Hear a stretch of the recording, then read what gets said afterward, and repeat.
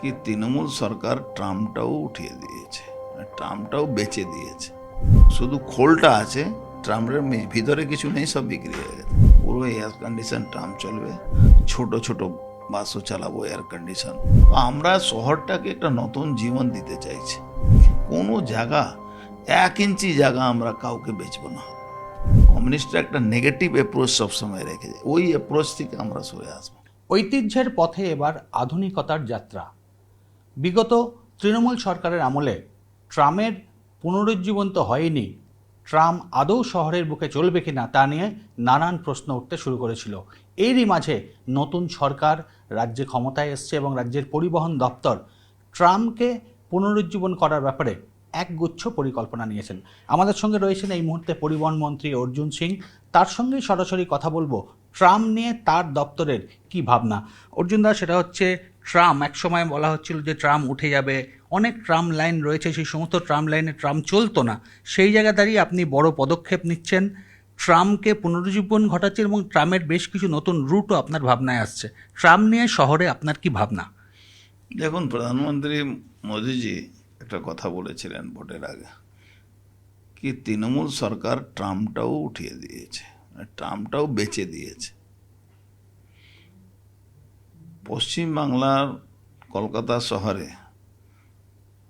কলকাতা শহরের মানুষ, যে কোনো কমিউনিটি মানুষ হোক, একটা বাঙালি সেন্টিমেন্ট কলকাতা ট্রামের উপরে আছে। কেন, ব্রিটিশ আমল থেকে এখানে ট্রাম চলছে। সারা পৃথিবীতে ম্যাক্সিমাম দেশে যেখানে ট্রাম চলতো সেখানে আবার এখনো ট্রাম আছে। কলকাতা শহরকে তুলে দেওয়া হয়েছিল, তুলে সব বেচে দেওয়া জানে। ও তো কিছু সুপ্রিম কোর্টের একটা অর্ডার হয়েছিল কি তাকে ট্রাম বিক্রি না করতে পারে, কিন্তু শুধু অর্ডারটা আছে, শুধু খোলটা আছে, ট্রামের ভিতরে কিছু নেই, সব বিক্রি হয়ে গেছে। আমরা আসার পরে আমাদের মাথায়, আমাদের মাননীয় মুখ্যমন্ত্রী যে একটা বাংলাকে, কলকাতাকে একটা সারা পৃথিবী মানচিত্রে তুলে ধরা, তার জন্য আমাদেরকে যে ইনস্ট্রাকশান আসলো কি আমাদের ট্রামটাকে পুনরুজ্জীবন দিতে হবে। আমি ফার্স্ট প্রায়োরিটি একটা ভালো পিএসইউ কোম্পানি আছে, যাকে রাইটস, যে নাম করা কোম্পানি, তাকে দায়িত্ব দিয়েছি কি আপনারা এটা একটা সার্ভে করে দেখুন কি যেখানে যেখানে ট্রাম চলতো, সব ওদের পেপার ডকুমেন্ট দিয়েছি আমরা, কি ওখানে কি করে চালানো যায়। আর ট্রামও চলবে একদম মানে গ্রিন পলিউশন, মানে কোনো পলিউশন থাকবে না, পুরো এয়ার কন্ডিশন ট্রাম চলবে। আমরা চেষ্টা করছি কি এই ট্রাম চালাবার জন্য কোনো 5টা টাকা সরকারে যাতে না খরচ, এর থেকে টাকা উঠবে, চেষ্টা এটা চলবে। একটা সামান্য কিছু একটা যদি না নিলে ভালো, এড থেকে যদি তুলতে পারে সেই কোম্পানি, তাকে দিয়ে আমরা ট্রামটা চালাবো। পিপিপি মডেলে হবে, গভর্নমেন্টে লেভি আসবে। তার সঙ্গে আরও যুক্ত করছি আমরা আমাদের ওই দক্ষিণেশ্বর টু কালীঘাট একটা ধর্মীয় সেন্টিমেন্ট যুক্ত আছে। ওখান থেকে গঙ্গা থেকে আদি গঙ্গা, এই রাস্তাটাকে ইউজ করে আমরা ওখান থেকে একটা মানে এর সঙ্গে ট্যুরিজমকেও যুক্ত করব। আমরা একটা বড় ট্যুরিজম আসবে। আপনি দেখবেন সিঙ্গাপুরে ওই একটা আইল্যান্ডকে চারোদিক থেকে ওই মেট্রো ট্রেনগুলো চলে, এরকম এটা মিনি মেট্রো একে বলা যায় ট্রামটাকে। এটা পৃথিবীতে অনেক বড় বড় দেশে আমরা দুটো দেশকে সামনে রেখে ওই টেকনোলজিটাকে বাংলা নিয়ে আসবো, কলকাতা নিয়ে আসবো। একটা অস্ট্রেলিয়া আর একটা প্যারিস, এই দু টেকনোলজিকে নিয়ে আমরা রাইডসকে একটা দায়িত্ব দিয়েছি।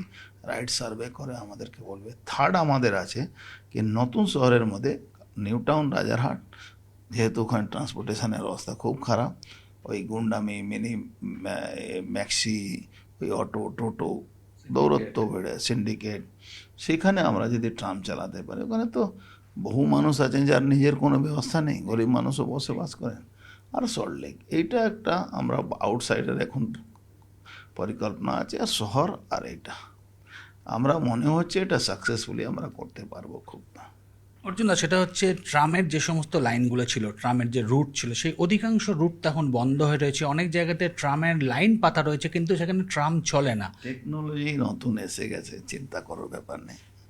আমরা শুধু ওদের সার্ভে রিপোর্টটা আসুক, আমরা কাজ করে দেব। নিউ টাউন, সল্টলেক, যে জায়গাটা আপনারা বলছেন, রাজারহাট, এই সমস্ত জায়গাতেও ট্রাম চালানো যায় মানে? হ্যাঁ, এটা পরিকল্পনার মধ্যে আছে। এটা চললে কিন্তু অনেক গরিব মানুষের সুবিধা হবে। আর শহর নিয়ে, শহরের পরিবহন ব্যবস্থা নিয়ে আপনার আর কি পরিকল্পনা? ট্রাম ছাড়াও, ট্রামটা একটা ঐতিহ্য। 400 বাস কন্ডেম আছে। 400 বাস, 400 কেন, 470-80টা বাস কেনার জন্য অর্ডার করা হয়েছে। ছোট ছোট বাসও চালাবো, এয়ার কন্ডিশন। তারপরে একটা, এখানে আপনি জানেন এই ওলা এখান থেকে গুটিয়ে চলে গেছে। ওলা এইগুলো আজকেই এটা খবর পেলাম কি হাওড়া স্টেশনে খুব ট্যাক্সি যেন লাইন হচ্ছে। আমরা দেখছি কি আরও ট্যাক্সি, আরও যুব সমাজকে আমরা কিছু ইনভলভ করতে পারি যাতে বেচারা তাদের রুজি রোজগার চলবে। তো আমরা শহরটাকে একটা নতুন জীবন দিতে চাইছি। আসুন, সময় আসলে আপনি দেখতে পারবেন এখন কতদিন হলো আমাদের বসা, কিন্তু এর মধ্যেই আমরা যুগান্তকারী একটা সিদ্ধান্ত নিয়েছি কি আমরা এইগুলো করব। ট্রাম প্রায়োরিটি, একদম প্রায়োরিটি। কেন, এটা সেন্টিমেন্ট সঙ্গে যুক্ত আছে। ট্রামের জায়গাগুলো বেচে দেওয়ার ধান্দা ছিল বিগত সরকার। আমি থ্যাঙ্কস জানাবো যারা আটকেছেন, কোর্টে গিয়ে মামলা করে আটকে দিয়েছেন। আমরা কিন্তু পুনর্জীবন দেবো। আর টপ ক্লাস এই যতগুলো সরকারি ওই ডিপো হোক, টার্মিনাস হোক, ট্রাম ডিপো হোক, টপ ক্লাস অ্যারেঞ্জমেন্ট থাকবে যেখানে মানুষ ওই জায়গায় যেতে এখন ভয় পায়, তাদের মনে একটা আতঙ্ক থাকে, সেখানে আনন্দ করবার জন্যে মানুষ যাবে। মানে ঐতিহ্যটাকে বাঁচিয়ে রাখা। ঐতিহ্যটাকে বাঁচিয়ে রেখে কোনো জায়গা, 1 ইঞ্চি জায়গা আমরা কাউকে বেচবো না। আর ওটাকে ডেভেলপ করে নজির সৃষ্টি করব কি এটা ভারতবর্ষের মধ্যে পশ্চিমবাংলাওতে হতে পারে। কেন, পশ্চিমবাংলা কমিউনিস্টরা একটা নেগেটিভ অ্যাপ্রোচ সবসময় রেখেছে। ওই অ্যাপ্রোচ থেকে আমরা সরে আসবো। তৃণমূল কমিউনিস্টের তো কপি তৃণমূল করেছে, ওই অ্যাপ্রোচ থেকে আমরা বেরিয়ে আসবো।